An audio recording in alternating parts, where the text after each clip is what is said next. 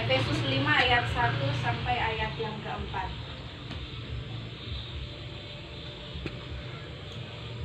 Jika Bapak Ibu sudah dapat, saya akan bacakan. Silakan mengikuti di Alkitab masing-masing. LAI memberikan judul Hidup sebagai Anak-anak Terang. Ayat 1, sebab itu jadilah penurut Allah seperti anak-anak yang kekasih, dan hiduplah di dalam kasih, sebagaimana Kristus Yesus juga telah mengasihi kamu dan telah menyerahkan dirinya untuk kita sebagai persembahan dan korban yang harum bagi Allah. Tetapi percabulan dan rupa-rupa kecemaran atau keserakahan disebut saja pun jangan di antara kamu, sebagaimana sepatutnya bagi orang-orang kudus. Demikian juga perkataan yang kotor, yang kosong atau yang sembrono, karena hal ini tidak pantas. Tetapi sebaliknya, ucapkanlah syukur. Sedemikian jauh pembacaan kita, dan kita akan belajar bersama.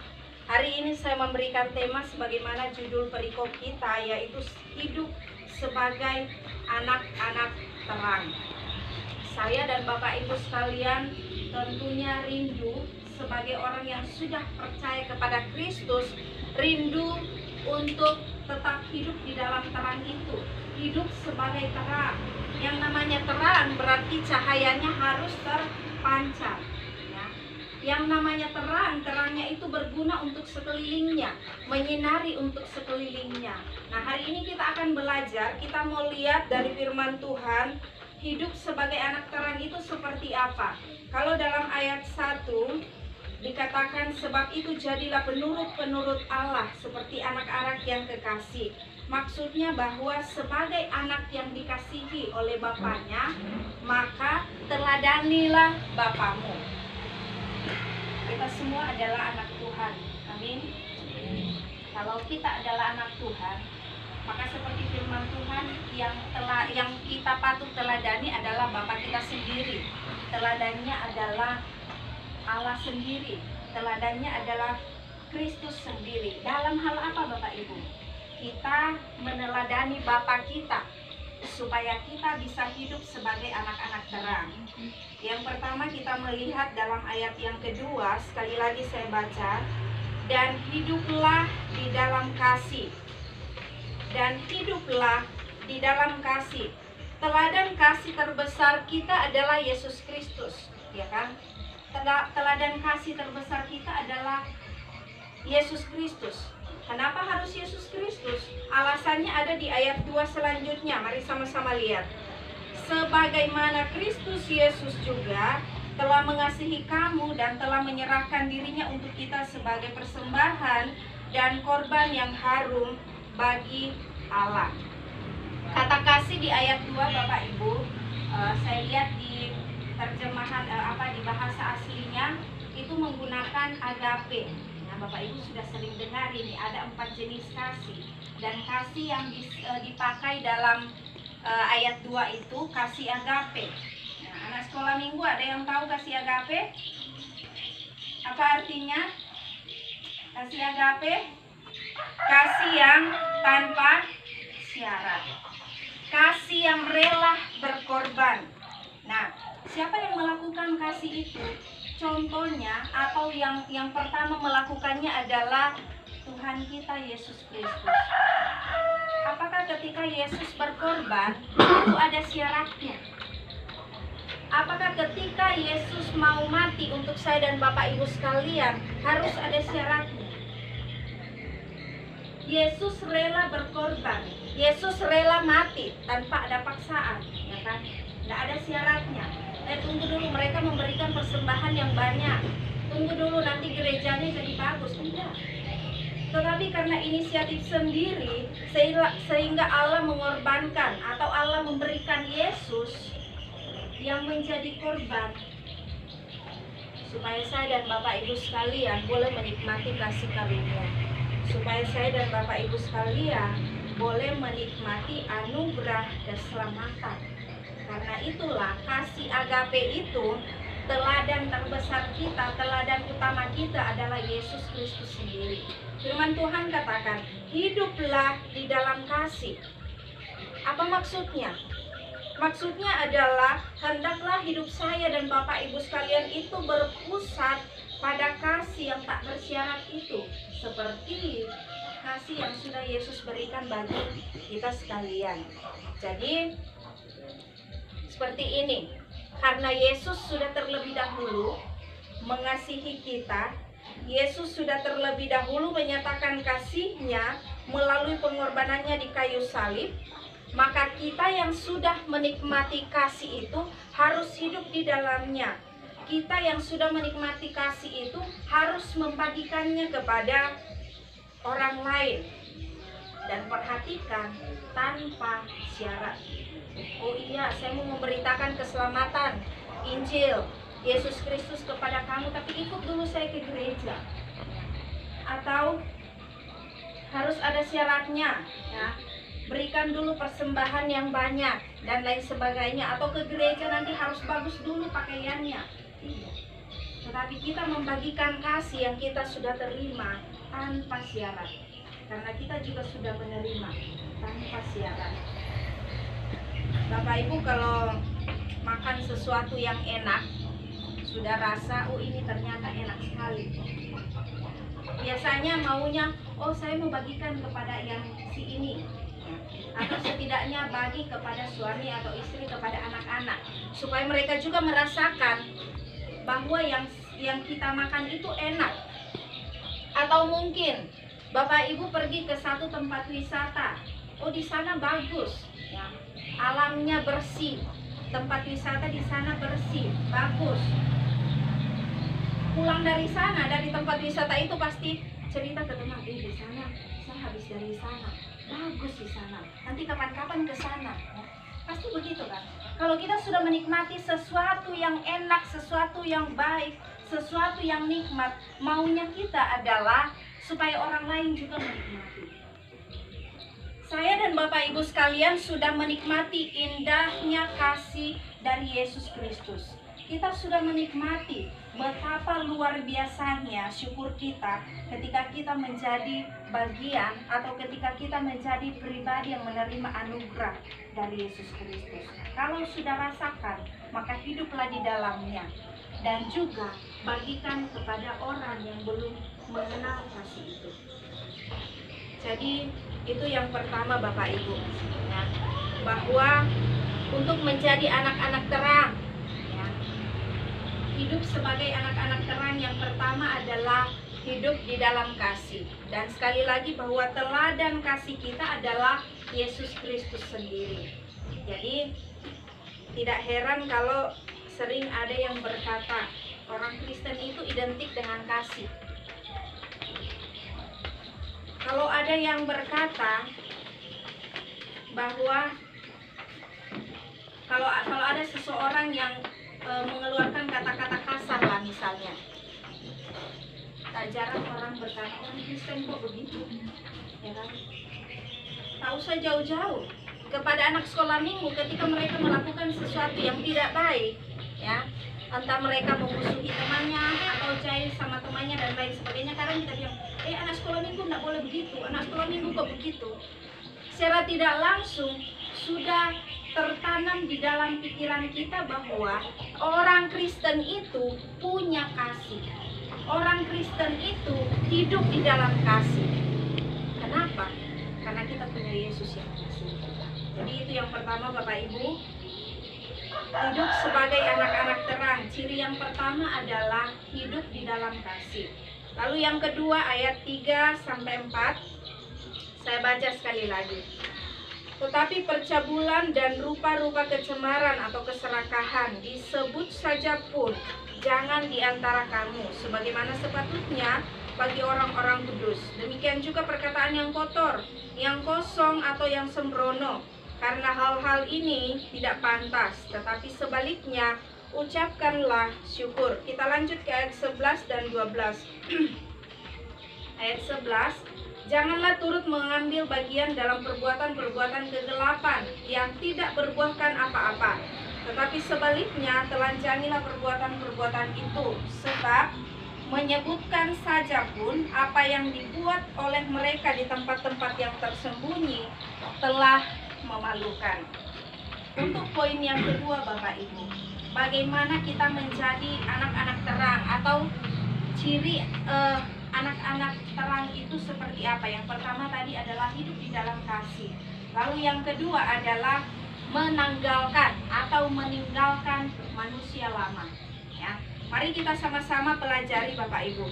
Ketika seseorang berkomitmen untuk saya mau mengikut Yesus, saya mau terima Yesus Kristus, maka yang harus dilakukan yang pertama adalah tinggalkan kebiasaan lama, tinggalkan manusia lama. Hal-hal yang buruk yang tidak berkenan bagi Allah itu harus ditinggalkan. Kenapa?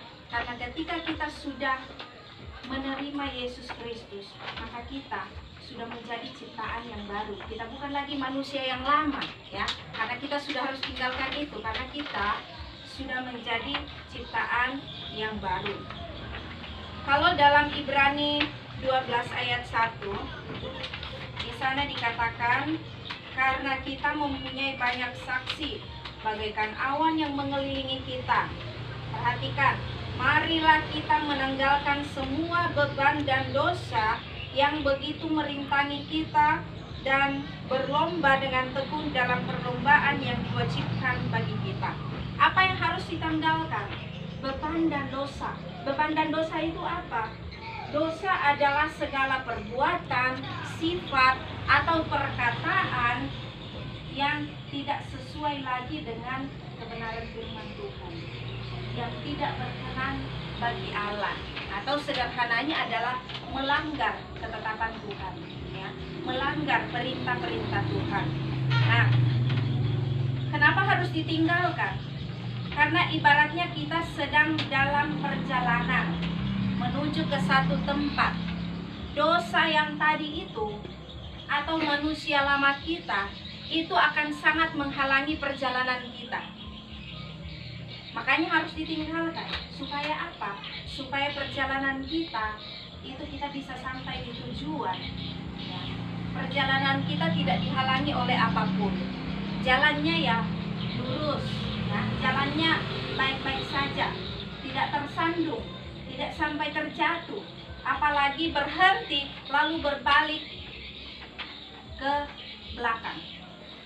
Jadi itu kenapa kita harus meninggalkan. Nah, hal apa saja yang harus ditinggalkan? Mari kita mengamati di pembacaan kita. Di ayat 3 ada disebutkan tentang percabulan. Percabulan atau sama dengan persinahan. Masih di ayat 3 ada disebutkan tentang rupa-rupa kecemaran atau sama dengan hal-hal yang tidak bermoral. Masih di ayat 3 ada keserakahan. Bapak Ibu bisa melihat, ya, ada keserakahan. Kemudian di ayat yang keempat, ada disebutkan perkataan kotor. Semuanya itu harus ditinggalkan. Perkataan kosong atau perkataan sembrono atau sama dengan sendak gurau yang kasar, ya. Terkadang bersendak gurau dengan teman, mengeluarkan kata-kata kasar entah sadar atau tidak, ya, tanpa kita sadari mungkin itu menyinggung perasaan lawan bicara kita. Lalu kemudian di ayat 11 Bapak Ibu perhatikan bahwa di sana dikatakan janganlah turut mengambil bagian dalam perbuatan-perbuatan kegelapan yang tidak berbuahkan apa-apa, tetapi sebaliknya telanjangilah perbuatan-perbuatan itu. Jadi semua perbuatan yang tidak berbuahkan apa-apa, yang tidak berguna, ya, maksudnya ditinggalkan. Lalu ayat 15, jangan seperti orang bebal, ya. Orang bebal ini maksudnya sudah tahu salah tetap dilakukan, ya. Atau sudah tahu di depan ada jurang tetap maju dan akhirnya jatuh, ya, seperti itu orang bebal.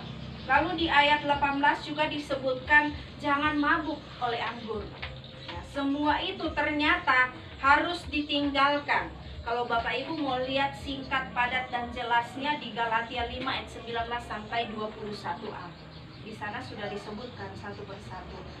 Apa itu kedagingan? Apa yang harus kita tanggalkan supaya kita fokus, supaya hidup kita fokus kepada Yesus. Jadi semua itu harus ditinggalkan. Kenapa harus ditinggalkan? Ya. Bahkan di pembacaan kita dalam pasal 5 2 kali disebutkan bahwa menyebutnya saja pun jangan. Disebut saja jangan, apalagi mau dilakukan. Kenapa tidak boleh begitu? Karena ayat 5 mengatakan orang yang melakukan semua itu tidak mendapat bagian atau tidak mendapat upah, ya. Atau sama dengan tidak ada gunanya. Tidak ada gunanya, tidak berfaedah, tidak ada gunanya untuk pertumbuhan iman kita. Lalu ayat yang ke-6, kenapa tidak boleh melakukan semua yang tadi? Karena akan mendatangkan murka Allah. Lalu perhatikan di ayat yang ke-8, orang percaya itu sudah ditebus. Orang percaya yang sudah ditebus berarti mereka tidak lagi hidup di dalam kegelapan. Kegelapan yang mana? Yang tadi kita sudah sebutkan satu persatu. Ya. Orang percaya, orang Kristen, orang yang mengaku adalah saya pengikut Kristus, berarti tidak boleh lagi hidup di dalam hal-hal yang tadi.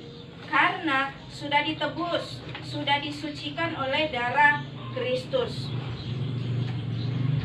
Jadi sebagai anak terang, hal yang kedua yang harus dilakukan adalah kita meninggalkan manusia lama, ya, keinginan-keinginan daging itu sebaiknya ditinggalkan dan harus ditinggalkan.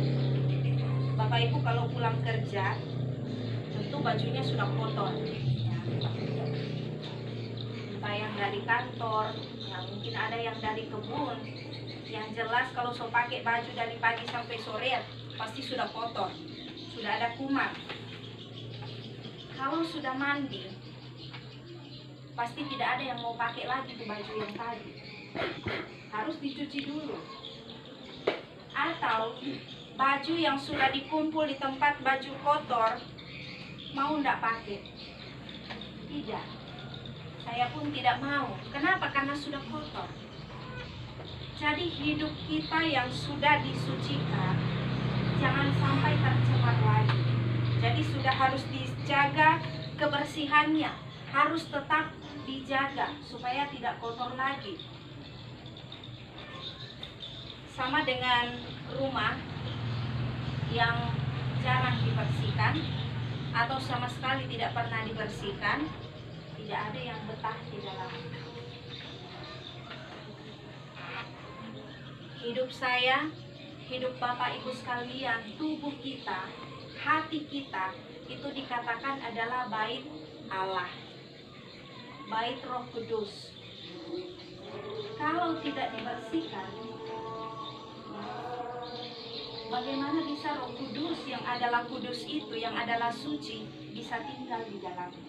Oleh karena itu, orang yang sudah dipulihkan, orang yang sudah disucikan, orang yang sudah dibebaskan dari jerat dosa, sudah bersih, maka di dalam hidupnya, di dalam hatinya ada Roh Kudus.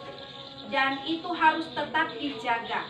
Karena Roh Kudus tidak akan keluar masuk dari diri kita, ya. Di saat kita berdosa keluar lagi, di saat kita mau ampun masuk lagi. Tidak begitu, tidak seperti konsep perjanjian lama. Jadi itu yang kedua Bapak Ibu, bahwa hidup sebagai anak-anak terang yang kedua adalah kita harus meninggalkan manusia lama kita. Lalu yang terakhir, panjang-panjang ini, ayat 4b, tetapi sebaliknya ucapkanlah syukur. Lalu kita sambung di ayat 19 sampai 20. Dan berkata-katalah seorang kepada yang lain dalam mazmur, kidung puji-pujian dan nyanyian rohani.